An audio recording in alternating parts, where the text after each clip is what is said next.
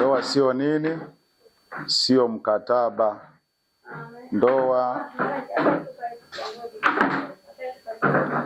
Ndoa ni agano.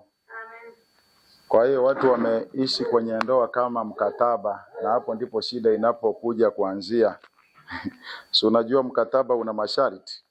Sasa yale masharti yakikuuka mkataba unafanyaje? Unakufa automatically. Na hiyo ndio shida inapoanzia. Lakini ndoa ni agano, na tutakuja tujifunze kwa nini ni agano. Agano lina tabia gani? Tunapoanzia mahali hapo kwa tutapata msingi, alafu tutaendelea. Leo tunaongelea utangulizi tu. Hebu nisome kitabu cha Mwanzo ile sura ya 2. Mstari wa 18. Neno la Mungu linasema, Bwana Mungu akasema, si vema huyu mtu awe peke yake, nitamfanyia msaidizi wa kufanana naye. Bwana Yesu asifiwe. Hapo ndipo ndoa ilipoanzia. Mungu akaona huyu mtu akikaa peke yake si vema, kuna sehemu amepungua, nimfanyie mtu mwingine ambaye wataambatana naye ili kutimiza ule mpango wa kwangu. Sijui umeelewa watumishi wa Bwana? Kwa ndio maana ndoa ni ya muhimu. Mtu akikwambia kwamba mimi bwana sasa hivi sitaki kuolewa, sitaki kuoa, hapana, sio sahihi. Kuna sehemu lazima umepungua.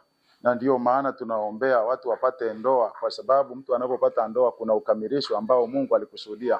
Ukiwa peke yako hauwezi ukatimiza. Bwana Yesu asifiwe. Kwa ndio maana Mungu tunasema kwamba kumbe ndoa ni agano. Tunaposema habari ya agano ni kitu ambacho hakibadiliki, maana yake ni makubaliano kati ya watu wawili na Mungu katikati. Ndio maana ndoa tunasema ni watu watatu. Maana yake kuna mwanamke, kuna mwanaume na Mungu katikati. Sijui umenielewa? Na kwa lugha nyingine tunasema ndoa imejengwa katika uvumilivu. Ndoa imejengwa katika uaminifu. Msingi mkubwa wa ndoa ni uaminifu. Agano linaishi kwenye uaminifu, aliishi kwenye sheria wala aliishi kwenye mkataba. Bwana Yesu asifiwe. Ndio maana kwenye ndoa kitu cha muhimu ni uaminifu. Ndio msingi ambao umejengwa kwenye agano. Agano lote, ndio maana kutaka kujua Mungu ni mwaminifu. Alipomwahidi baba yetu Ibrahimu kwamba lazima sisi tutakombolewa. Na ndio maana hata wana wa Israeli walipomkosea Mungu, Mungu hakuwaacha. Kwa nini Mungu hakumuumba mtu mwingine? Bwana Yesu asifiwe. Kwa sababu gani? Kwa sababu ni agano. Kwa hiyo kumbe agano alibadiliki. Hata kama Mungu tungemkosea namna gani, bado angetuvumilia kwa sababu tayari ni agano. Bwana Yesu asifiwe. Lakini mkataba, hata leo serikali ikikupa mkataba, usipokwenda sawa sawa na mkataba unafanyaje? Unavunjika. Walivunjiki kirahisi. Mmesikia watumishi wa Bwana? Lakini mkataba unavunjika kirahisi. Bwana Yesu asifiwe. Kwa hiyo kumbe ndoa ni mpango wa nani? Wa Mungu. Ulianzishwa na Mungu mwenyewe, na yeye Mungu ndiye anayeushughulikia. Bwana Yesu asifiwe. Kuna utofauti kati ya mahusiano ya kimapenzi na ndoa. Nani anaweza akatueleza mfano ani utofauti? Eti mama Light. Utofauti kati ya mahusiano ya kimapenzi na ndoa. Maana hapo ndio tumeshindwa kutofautisha. Kuna vitu vya mahusiano ya kimapenzi ndio tunavileta kwenye ndoa Bwana, lakini wote umeonyesha picha. Bwana Yesu asifiwe. Ndio maana Mungu anatupa neema ya kujifunza hivi vitu, sawa? Kama alivyosema mtumishi wa Bwana, kwenye ndoa kuna mahusiano. Sawa? Mwingine akasema mahusiano pia ni ya kimapenzi ni hatua ya kwanza kuingia kwenye nini? Kwenye ndoa. Bwana Yesu asifiwe.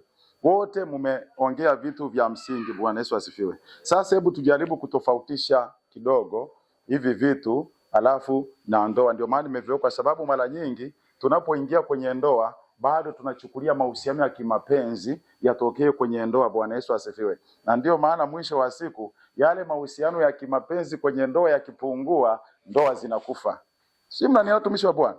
Ninakuja kwenye mahusiano ya kimapenzi, maana yake ni hatua ya mahusiano. Ni kama unavyoona, nitolee mfano, ni kama moto wa mshumaa. Huaga kuna mwanga mkali unatokea mnapoanza kuinteract au kuwasiliana. Kuna nguvu fulani ya kihisia. Kwa kutumia neno zuri, mahusiano ya kimapenzi ni hisia. Hisia ambazo zinawafanya mnakuwa karibu. Bwana Yesu asifiwe. Na ile tamaa ya kutamaniana, kila mmoja uweze kumuona mwenzako, muweze kuwasiliana kwa siku, muwasiliana hata mara 4 au mara 5. Bwana Yesu asifiwe. Kwa mfano mimi na mke wangu tulipofunga ndoa, mke wangu kwa ofisini kidogo message, usipomjibu jioni ukitoka kazini ni kesi mnaanza kushuruhisha. Sio, umenielewa? Maana yake nini? Maana yake ile mazingira, ulikuwa wapi? Mbona nilikuwa napiga simu haupokei? Lakini siku zilipokuwa zinaenda, vile vitu vikafanyaje? Unaweza ukawa busy hata saa 2 usiku baadaye ukamtafuta. Vipi ulikuwa busy? Sijui mnanielewa. Nafikiri hatua mnaipitia katika maisha. Sasa kuna wengine hiyo hali iliyokuwa inawaka kipindi mna mahusiano kabla mjaingia kwenye ndoa, kila muda mnawasiliana, mkiingia kwenye ndoa unataka iendelee. So umenielewa? Wewe una define ndio ndoa. Ndio maana ile jambo hapa Mungu katupa siku nyingi tujifunze. Sasa vikipungua vile interaction, tayari unaanza kuhisi yawezekana huyu sio sahihi, yawezekana nilikosea. Bwana Yesu asifiwe. Yawezekana kuna vitu umeanza, kuna watu wengine unaowapa nafasi kama uliokuwa unanipa. Maana yake inaanza kuleta tayari mapungufu fulani, lakini ni kwa sababu ya kukosa elimu sahihi. Nini maana ya ndoa? Bwana Yesu asifiwe. Na ndio maana ukitaka kujifunza, kuna kanuni moja hapo tutakuja kujifunza nzuri baadaye. Kuna zamani wazazi wetu wengine walikuwa wanashiki, kwa mfano sisi tunaotokea mkoa wa Mara, ilikuwa ikifikia binti aeleweki anamtafutia mume, wanampa mume huyu hapa, wanamkabidhi kwa mume, na anaishi na mume na maisha yanakwenda, ndoa inafungwa. Bwana Yesu asifiwe. Na waachane. Kwa hiyo kumbe kuna vitu tabitu wetu tujifunze. Maana yake sio tu kwamba wale walianza kwa hisia, lakini walijikuta na mazingira wakakabidhiwa ndoa na wakailinda ndoa. Tuko pamoja watumishi wa Bwana? Sasa kumbe tumejifunza hiyo maana ya mahusiano ya kimapenzi na mfano wake. Ndio nikakupa mfano, ni kama unavyoona mshumaa. Mshumaa unavyokuwa unawaka, lakini unaweza kuzimika kwa upepo. Sijui mnanielewa? Ndio maana vile vitamanio ulipoingia kwenye ndoa vikapungua. Sina watumishi wa Bwana. Ndio maana nimekupa mfano wa nini? Mfano wa mshumaa. Kwa ndio maana kumbe zile hisia huwa zinakuwa. Sasa watu wengine ndio maana kuta mtu anakuambia upendo ni hisia. Hapana. Hisia zipo, zinaweza zikawaka leo, kesho ukaingia ndani hisia zikapotea. Unaweza ukapata mtoto. Kuna mama hapa kabla mjapata watoto na baba mko yenye. Bwana Yesu asifiwe. Karibu hivi. Ukishapata mtoto mapenzi yanahama. Sio, unanielewa? Zile hisia za upendo, za mama anamishia kwa mtoto au baba anamishia kwa mtoto, kwako vinapungua. Ndio maana kuta wengine wanaanza kuchukia watoto. Mtoto kanichukulia upendo. Bwana Yesu asifiwe. Zile hisia, kumbe hisia zinabadilika.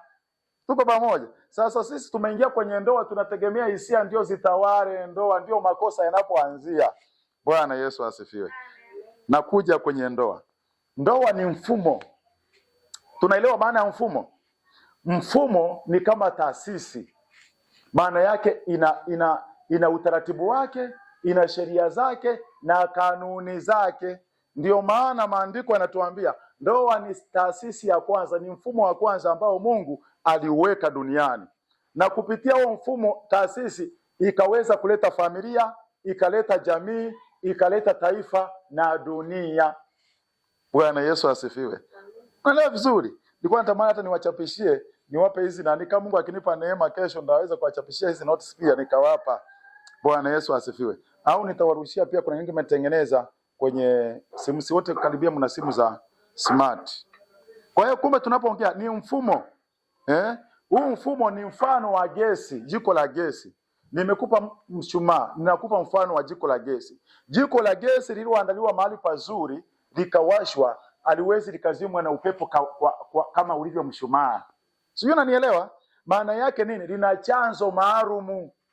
Hata kama upepo ukipiga kinaweza likayumba kidogo, kasikia kama lakini linaendelea kuwaka. Kwa sababu gani? Lina chanzo maalum. Bwana Yesu asifiwe. Kwa hiyo kumbe ndoa, watumishi wa Bwana, ni mfumo ambao Mungu aliweka duniani. Huo mfumo kwa lugha nyingine Mungu anataka utekelezwe na watu wawili ili uweze kuanzisha taasisi zingine ikiwemo familia, jamii na dunia. Bwana Yesu asifiwe. Lakini na kanisa, kwa sababu pasipo ndoa hakuna kanisa. Ndio maana sisi wachungaji, ndoa kwanza, huduma baadaye.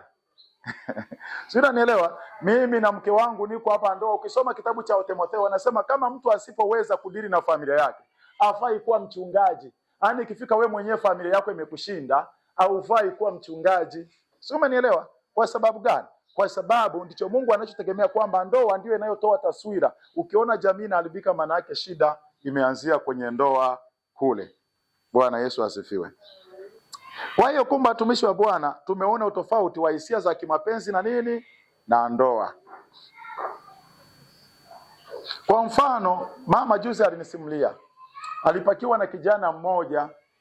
Huyo kijana alimpakia kwenye pikipiki akiwa anamtoa pale Kibamba.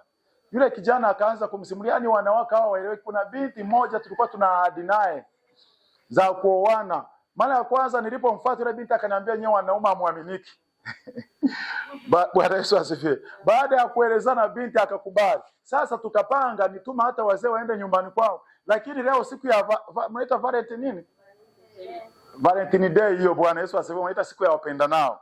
Nimemwambia aje tuonane nimpe zawadi, hajaja. Sasa kijana akawaza labda alipata rafiki mwingine. Sijui unanielewa? Kijana akasema kuanzia leo huyo kumbe sio mwaminifu. Ndio nimeachana naye. Hii pesa yangu ndio kwa napanga kwenda kutoa mahali. Nitaenda kufanya biashara nyingine. Sijui umeanza kunielewa? Bwana Yesu asifiwe. Maana yake huyo mtu alikuwa kwenye mahusiano ya kimapenzi. Maana yake kuna kitu alipoona kimepungua, hisia zikahama. Lakini kwenye ndoa hatufanyi mambo ya ndoa. Unapotaka wanandoa wengine mkigombana kidogo tu, mkikosana, mimi naondoka, ndoa haiko hivyo. Sema anatumisha Bwana. Mimi kama ni hivyo tuachane, hamna. Hiyo sio ndoa. Ndio maana mahusiano ya kimapenzi mnaweza mkaanzisha asubuhi, jioni yakaisha. Lakini ndoa haiko hivyo. Bwana Yesu asifiwe. Kwa hiyo yule kijana akabadilisha mawazo. Alipobadilisha mawazo, amesema huyo mimi sitaki tena kuoa sasa hivi. Sasa hivi nawaza hii pesa labda nikatengeneza, labda akanunue pikipiki nyingine, afanye mambo mengine. Hisia zimeisha. Mnanielewa watumishi wa Bwana? Huo ni mwapa mfano, na nyinyi hapa hayo mambo nafikiri hata kwenye maisha yenu mnayapitia. Leo nataka niwafundishe wanangu. Ni kweli tunafundishwa ndoa nyingi kwenye mitandao na watu maarufu wanajaribu kuwapa zile ndoa za kisasa, yani yale maneno ya kuwafurahisha. Unajua kuna yale maneno kwenye mtandao kuwasikiliza wahubiri wengi wanakuwa kama motivational speaker. Wanakufurahisha, alafu wenyewe ndoa zao zinaishiaga mitini. Si wapo wengi mnawafahamu? Unakuta alikuwa anaongea naye, unapa vile vitu vya kuwafurahisha. Sijui mwanaume ukimuona unamtabasamia kidogo, sijui ukimuona. Sisi kule Wakuria wanaishi ni kazi, lakini wana ndoa zinadumu. Bwana Yesu asifiwe. Kwa hiyo vile ni vitu yani havina maana. Bwana Yesu asifiwe. Kuna wengine hata zamani, leo mnapiga hata perfume, waliishi kwenye ndoa hata bila perfume hazikuwepo, lakini ndoa zilifanya. Leo unaambia inabidi unajipiga kwa perfume, ina maana ukiishiwa perfume ndoa inaisha. Yaani mafundisho ya kijinga. Sasa jamii na vizazi vyetu vya vijana tumekuwa wajinga, tunafikiri ndio ndoa. Kwa hiyo unakuta ndio vitu tunafurahia, kupiga perfume tunasema amina, tena tunamwekea amina nyingi na like nyingi, kumbe anaongea. Alafu mwisho wa siku mwenyewe hivyo vitu vinashindwa kuapply kwenye ndoa yake. Unashangaa wameachana. Kampuni lazima iwe na mfumo. Kama hakuna mfumo, kampuni itaanguka. Hata wewe mama pale, Mama Kadai, una shule yako. Ndio maana kawa namwambia hapa mtumishi wa Bwana, kamwambia ile pale na mfumo, ukileta mchezo pale unaadhibiwa, kwa sababu lazima uwe na sheria kama kampuni. Kama ni kulipa ada, unalipa ada kwa wakati sahihi. Umenielewa? Maana yake bila kuwa na mfumo kampuni yako, sasa wewe wakiwa wanakuja tu pale wanasema atakulipa mwakani, maana yake utashindwa kualisha. So umeshaelewa? Mtafunga kituo. Kumbe ndoa ni kama kampuni, ina mfumo wake, ina masharti yake, na tutakuja kujifunza kwenye Biblia, kwa sababu kuna mfano ambao Paulo alitupa mzuri, na atakueleza kwa nini Paulo aliongelea mambo ya ndoa. Aliongea kwenye muktadha upi na kwenye jamii ipi. Tusio tunayachukua tu ile maneno ya Paulo, tunataka tujifunze kwa nini aliongea. Bwana Yesu asifiwe. Kwa hiyo kumbe ndoa, watumishi wa Bwana, ni kama kampuni, ni kama mfumo. Ndio maana tunapokutana tunaoana. Waga mimi nawaambia watu kabisa. Hata nimwambia mwanangu siku moja, nikamwambia wakiwepo na wazazi wake, nikamwambia sikiliza, ndoa iko hivi. Ukiisha fika sehemu umekutana kwenye ndoa, utamaduni wa nyumbani kwenu na wewe wanatoka kwa baba yako sijui wapi, uwaga unaishia hapo, mnakuja kutengeneza chotara. Maana yake watengeneza chotara, mnatengeneza utamaduni wenu mpya.